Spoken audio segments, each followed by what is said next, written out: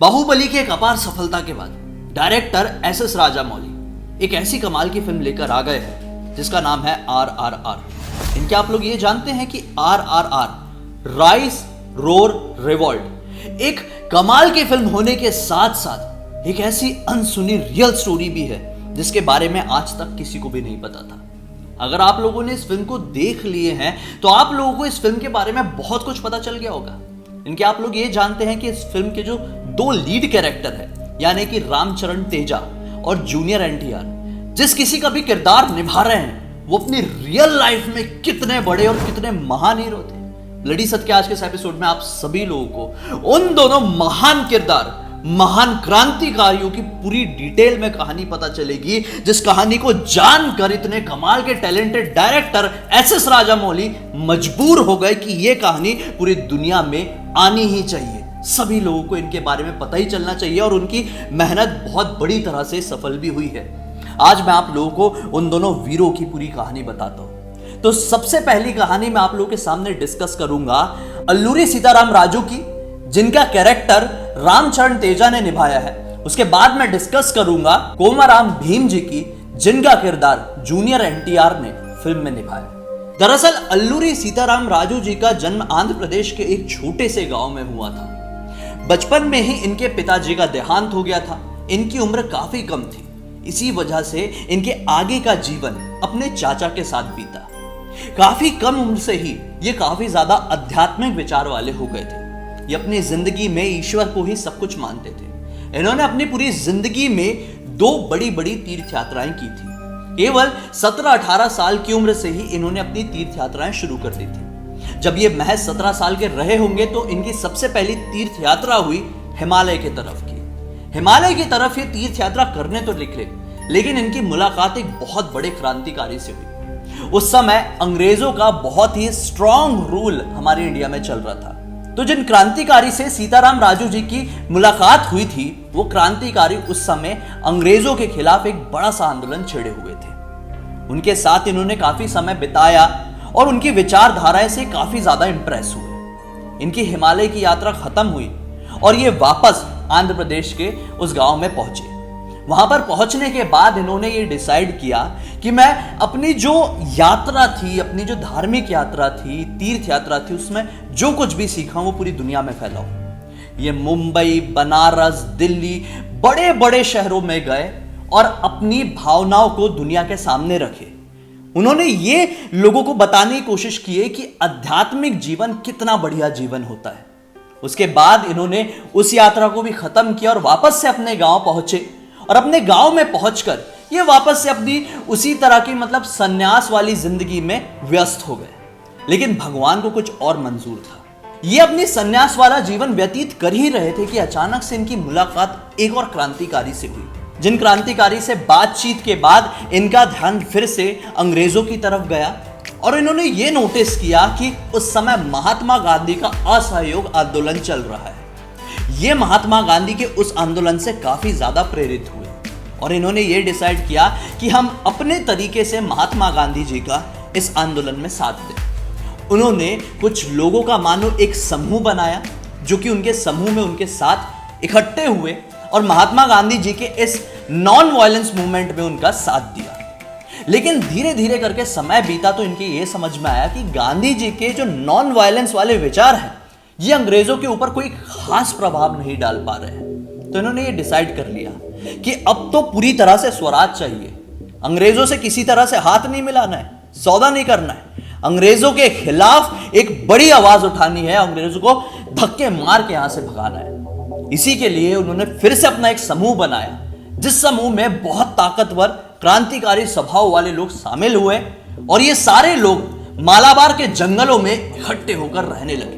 ये जंगलों में गोरिल्ला वारफेयर में ये लोग बहुत ही ज्यादा माहिर थे। जब कभी भी कोई भी अंग्रेज इस तरफ आते थे उसको बुरी तरह से धूल चटाते थे। सीताराम राजू जी के ग्रुप में जितने भी लोग थे वो साधु महात्माओं जैसे वेशभूषाओं में रहते थे और जरूरत पड़ने पर अपना असली रूप क्रांतिकारी वाला रौबदार रूप अंग्रेजों को जरूर दिखाते थे। ऐसा करते करते इनका जीवन व्यतीत बहुत अच्छे से हो ही रहा था कि इनका ध्यान आदिवासियों की तरफ गया। आदिवासियों की तरफ ध्यान गया तो इन्होंने ये समझा कि आदिवासी जो होते हैं ये काफी सारी चीजों से जूझ रहे होते हैं।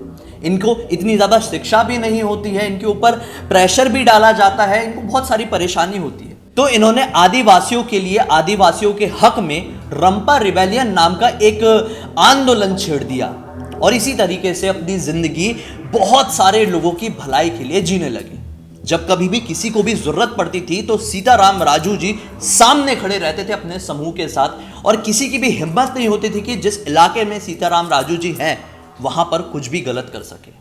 अब बात करेंगे हम दूसरे किरदार की, जिनका नाम कोमाराम भीम था। इनका किरदार जूनियर एनटीआर, जैसा कि मैंने आप लोगों को स्टार्टिंग में बताया था, निभा रहे थे। कोमाराम भीम जो कि एक गोंड ट्राइब के लीडर थे, ये ज्यादा पढ़े लिखे नहीं थे, लेकिन इनको हिंदी, इंग्लिश और इनकी लोकल लैंग्वेज बहुत ही फ्लुएंटली बोलना भी आता था और समझ में भी आता था, क्योंकि ये इस तरह के माहौल में रहा करते थे और एक लीडर प्रवृत्ति के थे। दरअसल एक तरफ जहां पर जिस ट्राइब में ये रहा करते थे, उस ट्राइब के लोग ज्यादा पढ़े लिखे नहीं थे, ज्यादा उन्नत नहीं थे और वो अपने इलाके से बाहर नहीं निकलते थे। वहीं पर ये अपने ट्राइब के लोगों के लिए बहुत ज्यादा आवाज उठाया करते थे। दरअसल जब ये तेलंगाना में सक्रिय थे, उस समय हैदराबाद में एक बहुत ही क्रूर निजाम जिनका नाम था आसिफ जही, उनका शासन चलता था।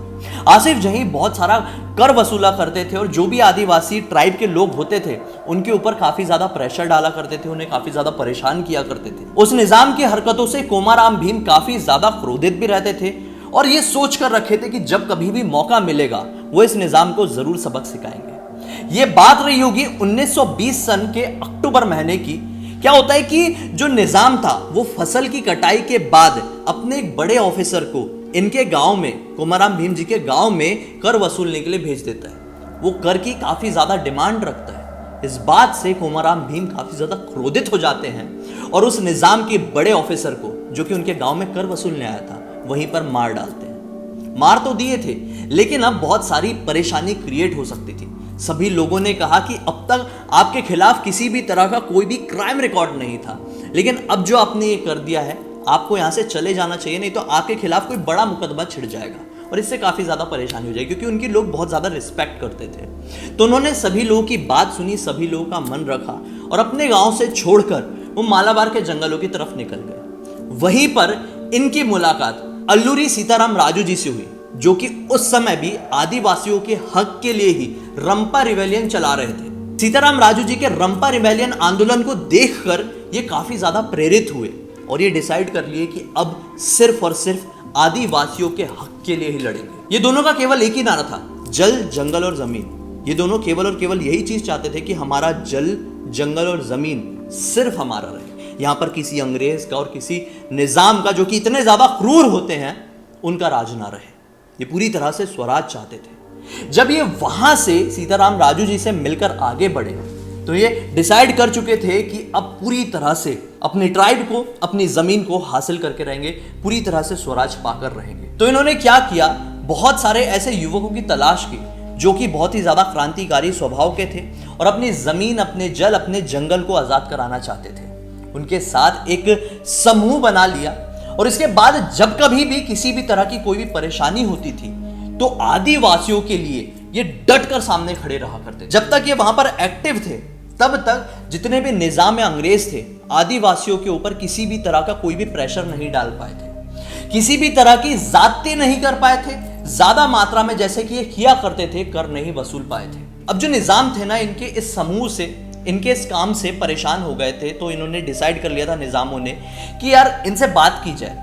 तो जब ये एक समय एक जंगल में सक्रिय थे तो निजाम ने, जो आसिफ जाही थे, उन्होंने फिर से अपने एक बड़े ऑफिसर को, जो कि आसिफाबाद का एक कलेक्टर था, उसे इनके पास भेजा और बात करने की कोशिश की, लेकिन ये अपनी बात पर अड़े रहे। इन्होंने ये क्लियर कर दिया था कि जब तक हम हैं, आप हमसे ज्यादा मात्रा में कर नहीं वसूल सकते, आप अपनी इच्छाएं, अपनी ख्वाहिशें हमारे ऊपर नहीं थोप सकते।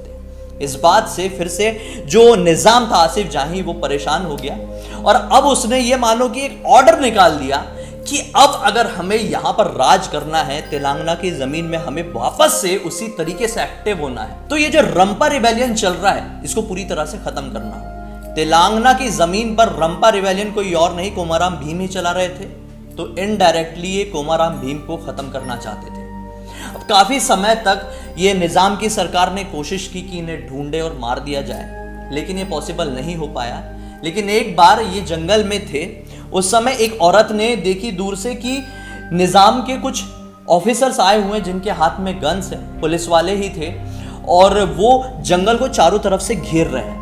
वो औरत ने अपने तरीके से चिल्लाई और सभी लोग समझ गए कि यहाँ पर पुलिस आ गई है और अब कोमाराम जी के लिए परेशानी क्रिएट हो गई है। तो जितने भी लोग वहां पर मौजूद थे, वहां पर पुलिस वालों के ऊपर धावा बोल दिए। इनके पास कुल्हाड़ी थी और जो लकड़ी के बने हुए भाले रहते हैं, लकड़ी के ही बनी हुई तलवारें थी, उससे लड़ाई कर रहे थे। दूसरी तरफ पुलिस वालों के पास बड़े बड़े हथियार, बड़े बड़े बंदूकें थी। काफी समय तक ये युद्ध चला, काफी समय तक ये लड़ाई झगड़ा हुआ, लेकिन फिर ऐसा टाइम आया कि कोमाराम भीम जी अपने 21 साथियों के साथ उसी जमीन पर शहीद हो गए, लेकिन अपने ट्राइब का सर और अपना सर निजामों के सामने झुकने नहीं दिया। भले ही ये उस युद्ध में शहीद हो गए, लेकिन आज इनका नाम अमर हो गया।